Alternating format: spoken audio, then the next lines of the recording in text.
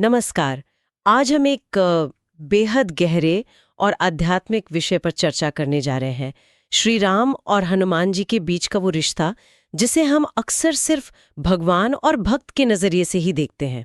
पर क्या ये रिश्ता सिर्फ इतना ही है? हमारे पास एक लेख है जिसका शीर्षक है राम और हनुमान का आध्यात्मिक अद्वैत।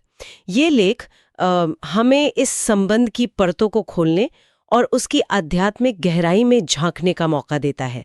आमतौर पर हमारी समझ तो यही होती है कि राम परमेश्वर है, हमारे आराध्य हैं, और हनुमान उनके अनन्य भक्त, उनके सेवक। पर यह लेख कुछ और कहता है। ये कहता है कि आध्यात्मिक शिखर पर ये भेद जो है ये सिर्फ बाहर ही रह जाता है।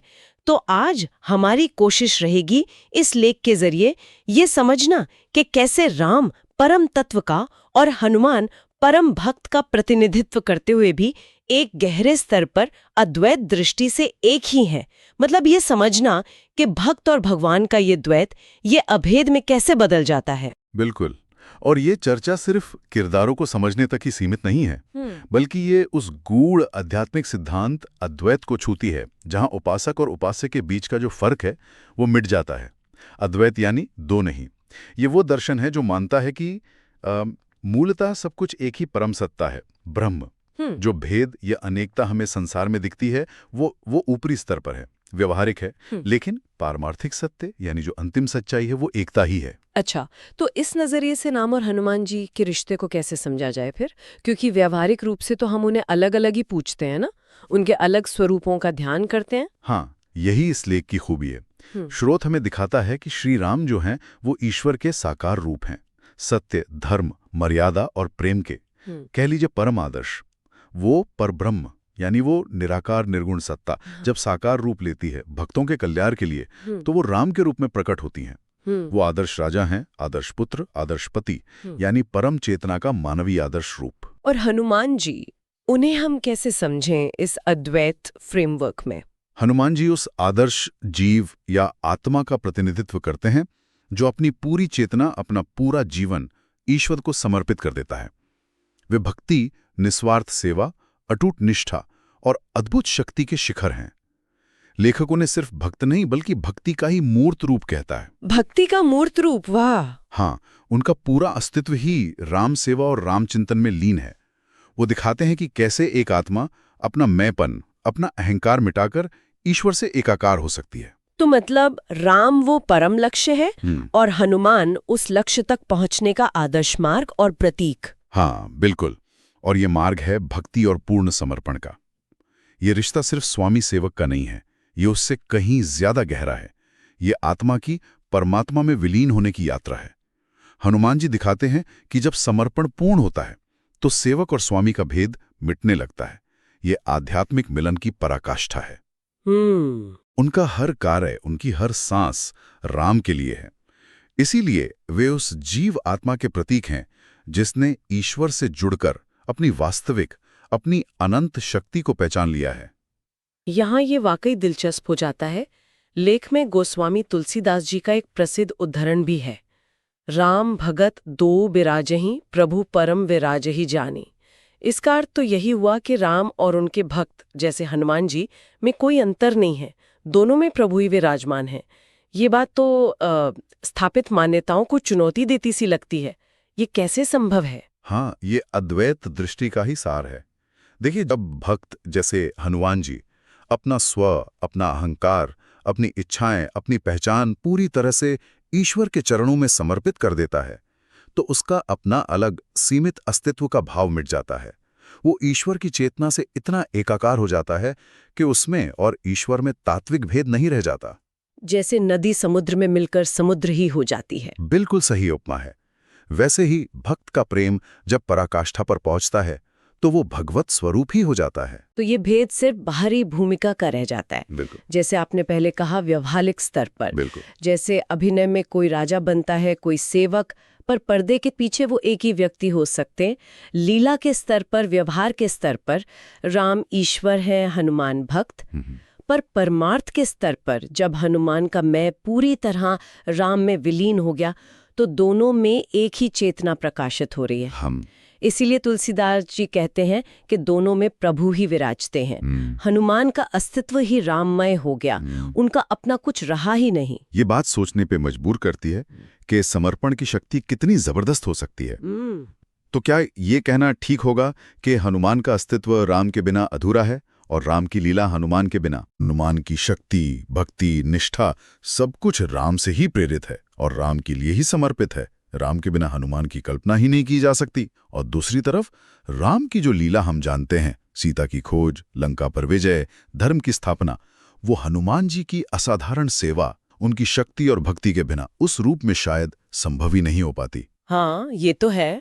वे एक दूसरे के पूरक हैं, एक ही सिक्के के दो पहलू की तरह। एक के बिना दूसरा अपूर्ण है, लीला अधूरी है। इस गहरे संबंध को, इस एकता और भिन्नता को एक साथ समझने के लिए लेख में एक बहुत ही सुंदर और प्रसिद्ध उपमा दी गई है, सूर्य और किरण की। राम की तुलना सूर्य से की गई है। ये उपमा मुझे हमेशा से बहुत आकर्षित करती रही है। हाँ, ये उपमा इस अद्वैत संबंध को समझने की कुंजी है। बिल्कुल, राम सूर्य की तरह हैं, स्वयं प्रकाश, अपने आप में पूर्ण, स्थिर, ऊर्जा और जीवन के परम स्रोत।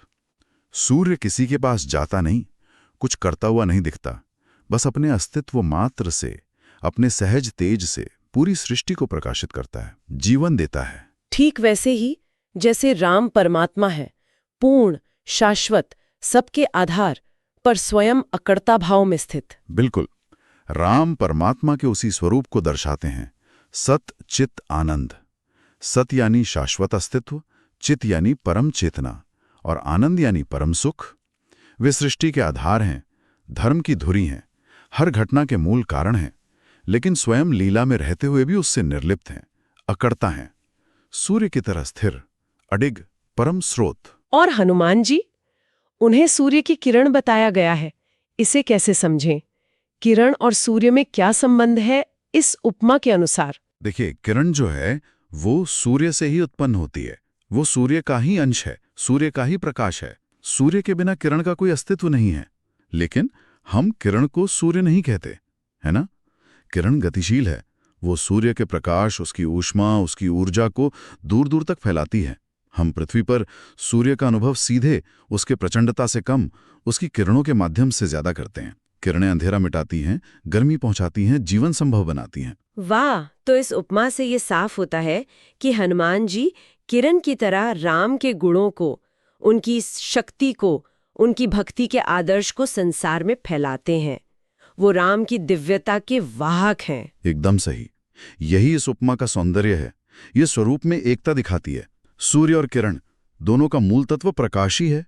राम और हनुमान दोनों में वही दिव्य चेतना है, लेकिन भूमिका में भिन्नता है। एक स्रोत है सूर्य राम, दूसरा उस स्रोत की शक्ति का, तेज का, गुणों का विस्तारक और माध्यम है किरण हनुमान।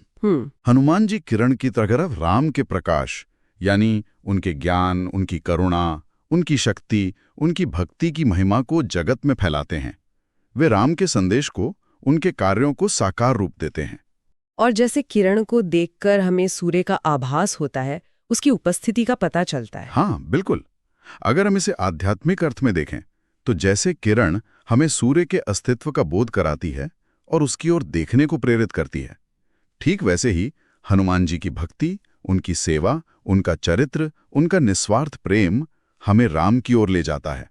अच्छा। उनकी कथाएं सुनकर, उनके गुणों का ध्यान करके भक्त के मन में राम के प्रति अगाध श्रद्धा और प्रेम जागृत होता है।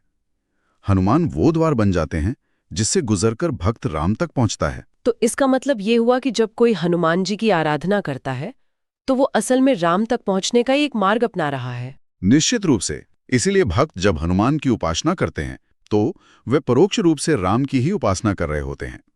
हनुमान भक्ति का वो महाद्वार है जो सीधे राम के महल यानी भगवत प्राप्ति तक ले जाता है। वे भक्त और भगवान के बीच एक सेतु की तरह हैं। उनकी भक्ति हमें सिखाती है कि ईश्वर तक कैसे पहुंचा जाए। तो अब अगर हम पूरी बात को समेटने की कोशिश करें, क्या ये कहना सही होगा कि व्यवहारिक जीवन में लीला में राम ईश्वर हैं और हनुमान उनके भक्त, लेकिन परम आध्यात्मिक सत्य ये है कि वे एक ही दिव्य चेतना के दो अविभाज्य पहलू हैं, जैसे सूर्य और उसकी किरण। भेद केवल अभिव्यक्ति का है, तत्व का नहीं। संक्षेप में हाँ, यही इस लेख का और इस पूरी चर्चा का सार है। राम परम परमात्मा हैं जिनका स्वरूप सच्चित आनंद है, सत्य, चेतना और परम आनंद। हनुमान आदर्श जीवात्मा हैं जो भक्ति और सेवा के सर्वोच्च मार्ग द्वारा परमात्मा तक पहुंचने का रास्ता दिखाते हैं और अंततः उसी में विलीन हो जाते हैं।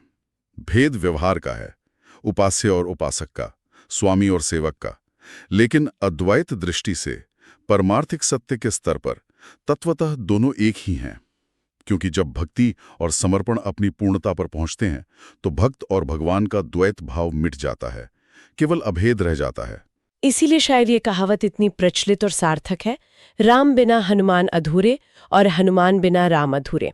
ये सिर्फ एक भावनात्मक अभिव्यक्ति नहीं, बल्कि एक गहरा आध्यात्मिक सत्य है जो उनकी तात्विक एकता और लीला में उनकी पारस्परिक निर्भरता को दर्शाता है। निश्चित रूप से ये उनकी अन्योन्याश्रितता मतलब इंटरडिपेंडेंस और उनकी तात्विक एकता यानी एसेंशियल वननेस को उजागर करता है।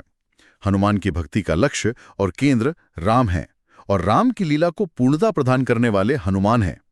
वे एक दूसरे के पूरक हैं, एक ही दिव्य नाटक के दो सबसे महत्वपूर्ण पात्र जो अंततः हमें उसी एक परम सत्य की ओर इशारा करते हैं कि सब कुछ एक ही है।